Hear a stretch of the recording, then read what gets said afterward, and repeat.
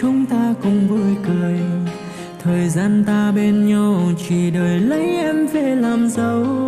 Này em yêu cô, anh nắm tay anh đi nhé em. Anh thật là hạnh phúc khi anh đã có em ngay bên cạnh. Xuân đi thu lại đến, đã biết bao năm tháng tuần hoàn. Trong cơn say lại mơ rồi lại ước ta nên vợ chồng. Lại nhớ đến những lúc chúng ta yêu nhau đắm say.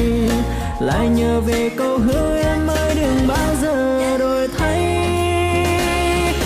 Vào một ngày đẹp tươi chính em có dấu cầm hoa.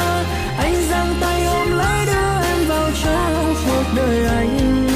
Anh sẽ luôn lắng lo không để em cô đơn sớm chiều. Anh cũng không để em lạnh lẽo khi đông dần qua.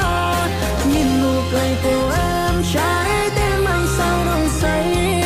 Anh yêu em mà em khiến trái tim anh phải đập loạn nhịp. Đưa đôi tay em đây ta cùng đi đến cuối con đường. Đôi ta luôn chung đôi hạnh phúc bên nhau trọn đời.